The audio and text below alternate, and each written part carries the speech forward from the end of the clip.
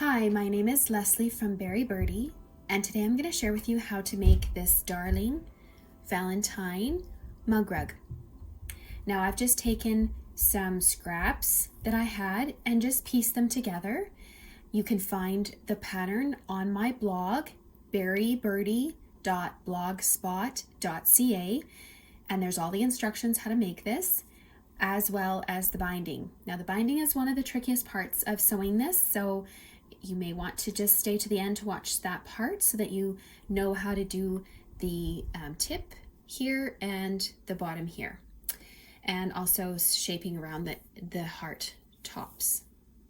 So first of all, once you have your pattern piece from the blog, which is just this, and I've just pieced together a front here, which is just kind of some random squares and rectangles, and I just made sure that it was going to be the right size so that when I put my template on it, I would be able to cut it out afterwards. So it's just the right size to fit in the heart.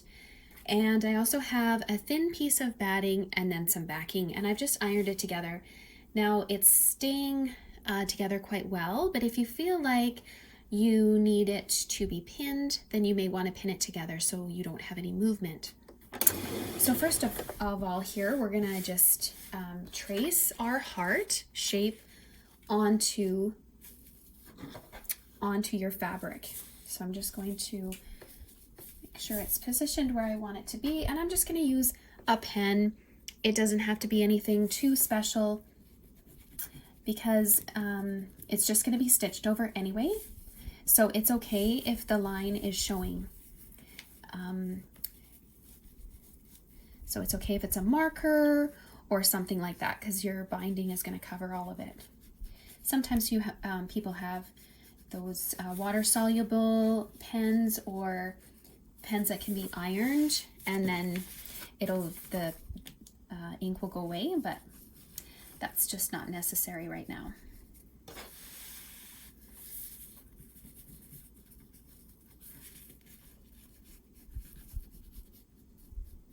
Okay, so I've just drawn on my heart, and then what you want to do is you want to stitch all the way around that line that you have drawn. So we're just going to do that. And of course you want to stitch through all the layers, kind of like a quilting.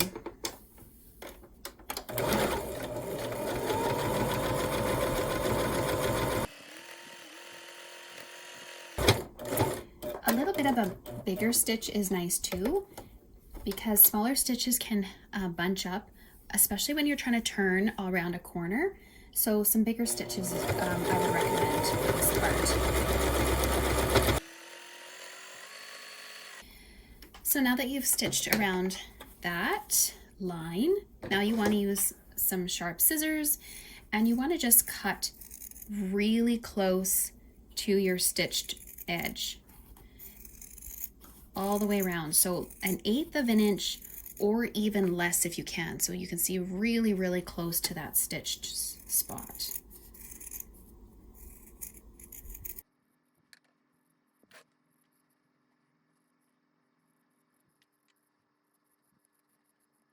Okay, so I've cut all the way around the edge, and I've decided to sew on some lace similar to this one before I put on my binding. You don't have to do it that way if you don't want to, but I wanted mine to have a little bit of a Victorian look, so I'm going to just use this pretty lace that I have here, and I'm just going to start at the base so that I can overlap it at the corner at the bottom.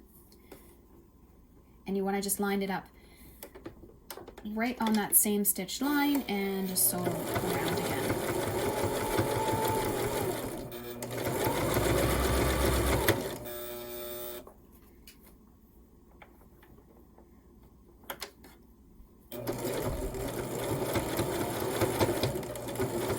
Now, depending on how wide your lace is, you may want to position the lace a little bit further into the heart so that you have a little bit more of it showing. That's up to you. You also want to make sure that you're not pulling when you're stitching this on, because as you pull it, you'll actually gather up, especially around these curved edges. So you want to make sure that you're not pulling as you sew.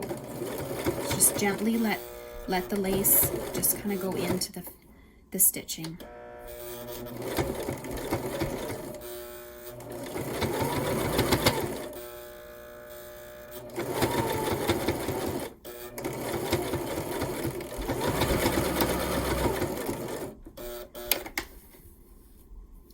Then you might need to do a little bit of a fold here just to make sure that that goes around the point, and then just carry on.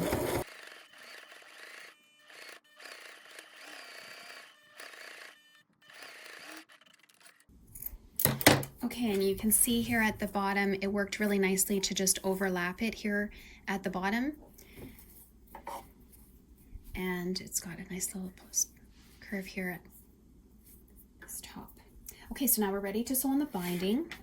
And the binding is a piece of bias fabric. So bias is cut on an angle. So not along the selvage edge or a parallel, but along the bias, so cut angled. And I've got about a yard of this, and it's 1 1/8 of an inch wide. You're also going to want to start with a straight edge here, not with the diagonal edge. And I started on the bottom with this lace, but for the binding, we're actually going to start up here. And that's so we can create this corner up here, just to hide it underneath there where the seams meet. So what you want to do is just have a tiny little bit that's left past that spot, this point. So you start face down, and you're going to just start it just slightly past, but you're going to start your sewing right directly at that point. And I'm going to try and make this as narrow as possible because I like my binding when it's really quite narrow. This one is about 1/4 of an inch wide, but I'm going to try and make this one just about the same or a little bit less. So start right at that point. And now your binding is a little bit different. I didn't gather the lace. I kind of let it flow as I was stitching and let it go in the machine. But you can actually see it. It is already kind of puckering up a little bit, and you don't want that to happen because your binding will actually even do it worse, so that it doesn't lie flat, and it'll end up having like a curve here around this rounded spot. So you almost want to even kind of guide the fabric in.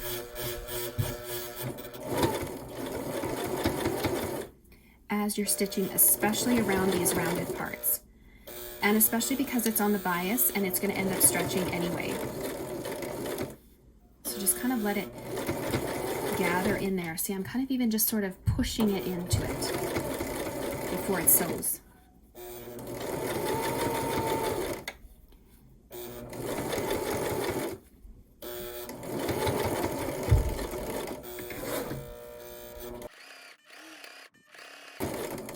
Now when you get down to the bottom corner, it's just the same as you would with a regular quilt.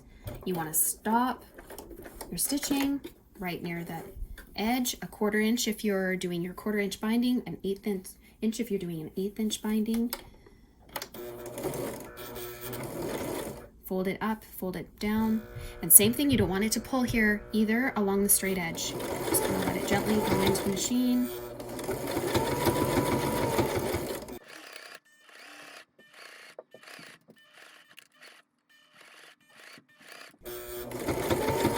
Okay, now when I come back to this point again, I want to just make sure I leave enough to overlap of the binding, but I want to stop my stitches at the same spot that I started them. So you want to fold this back, but stop your stitches directly on that spot, the same spot you started. Can be a little bit tricky.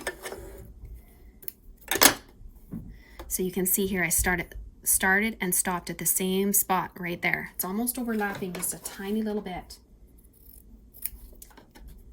Okay, and then you want to trim this binding so that it's about the same or a little bit more than the other end. And then you want to just pull your binding to the back Look how nice that folds over when it's around that curve. It looks so pretty, and this gingham just really finishes it off nicely. It's kind of like stripe binding. I like striped binding as well. It does the same thing, has the same look. Okay, so now that I folded it over, then you want to fold this back. I'll show you here in just a second. So what you want to do is let this first piece, this first end, sort of tuck under this piece, and then since you folded this back, then that becomes the seam there. So you want to just sort of let this go lay back, and then find this perfect center point for this, and there we are, and then fold it back. So let this side that you started with fold over and kind of tuck up inside this side, and then fold this right where it meets up in this point, and then fold it back. And then all you have to do is turn it over and fold it down, and then hand stitch it all the way around. And you'll see that the binding, because again it's bias, it kind of just ends up lying right where you need it to be. And you can use these handy quilt clips if you like to hold it down, and then you just hand stitch it all the way around. And then you will have your sweet little Valentine patchwork heart. If you want to make any of the creations that you see here on my YouTube channel, you can find them on my Etsy site, Berry Birdy. And if you want to follow me along as I make new things, share tutorials and how-to videos, you can follow me on Instagram at Berry_Birdie.